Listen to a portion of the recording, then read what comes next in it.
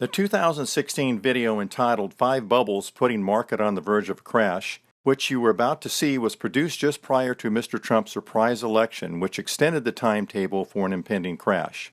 Investors becoming extremely optimistic allowed the bubbles, which had been in place in 2016, to expand to extremely dangerous levels by early 2018.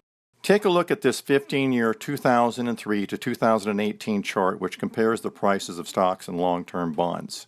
When the stock market peaked in 2008, the spread between stocks and bonds, as depicted by the gold vertical broken line, was at its widest since 2003.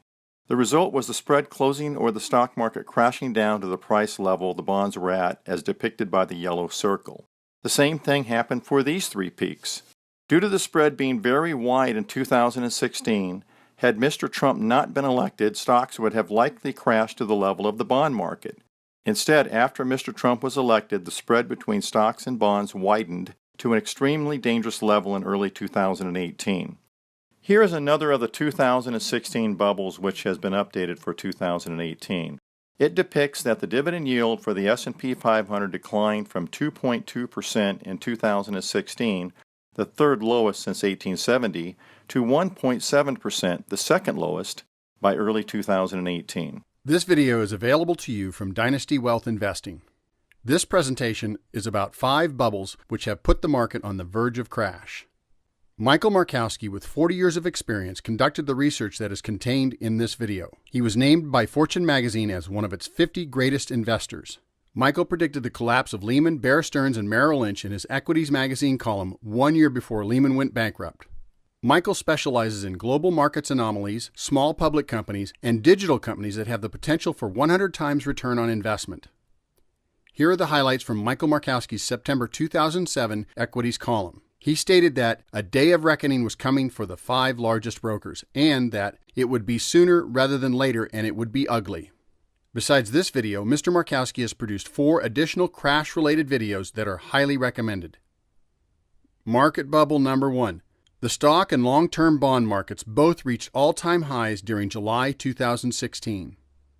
On Friday, July 8, 2016, long-term U.S. Treasury bonds hit an all-time high, and the S&P 500 hit a 52-week high. Subsequently, the S&P 500 hit its all-time high the following day on Monday, July 11. This marked the first time in history that both bonds and stocks simultaneously traded at all-time highs. Market Bubble Number 2. The stock and long-term bond markets no longer have an inverse relationship.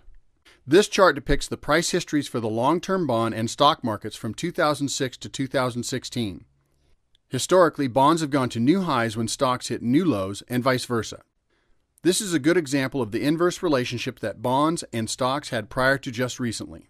After Lehman went bankrupt, the bonds appreciated by 28% to new highs, while the S&P 500 declined by 38% to new lows. Here is the vice versa of the example that was just shown. After the stocks bottomed, the bonds peaked. Then the bonds declined by 25% while stocks appreciated by 40%. Since 2014, which is when negative rates were first introduced, bonds and stocks have been trending up together. This new trend is extremely disturbing. Here is why. This is the typical market cycle portfolio mix recommended by Manulife Asset Management. The cycle begins on the bottom left. When there is a recession, the recommended holding of bonds in a portfolio is 80%. As the economy recovers and grows, the mix goes to 12% bonds and 80% stocks. This shift can only happen by the investor being able to sell bonds at a profit to purchase shares that are depressed due to the economic cycle. This bar chart underscores why bonds are the crucial safety net for stocks, which is now missing. For every year that the stock market has gone down since 1929, the bond market has offset the losses for investors by producing profits.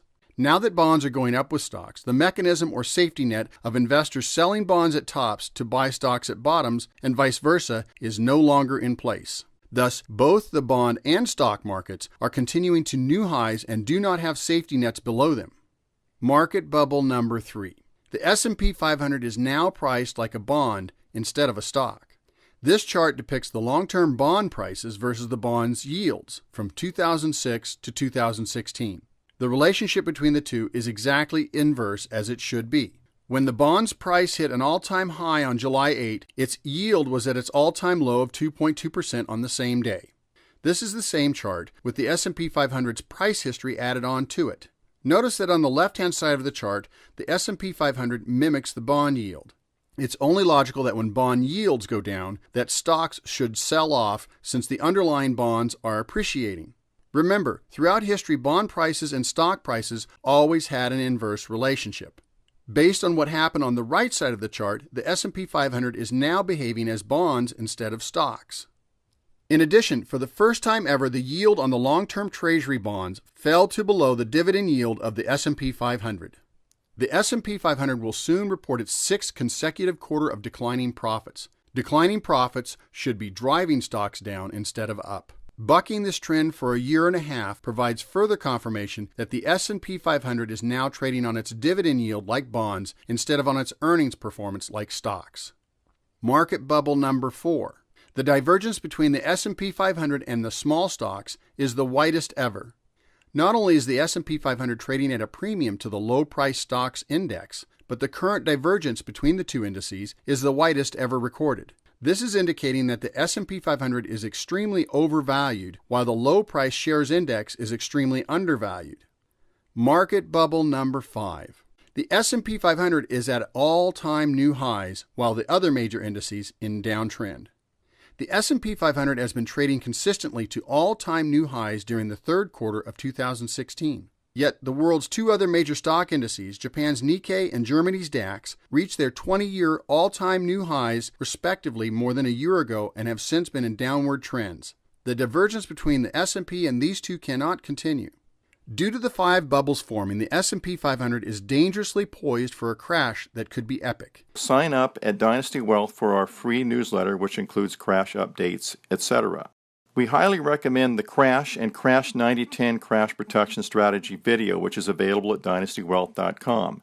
It provides details about the only fail-safe solution that one can utilize to protect their liquid assets from crashes, recessions, and depressions. Also, remember to sign up for Dynasty Wealth's free newsletter for crash updates and to be alerted when the updated 5 Bubbles video becomes available.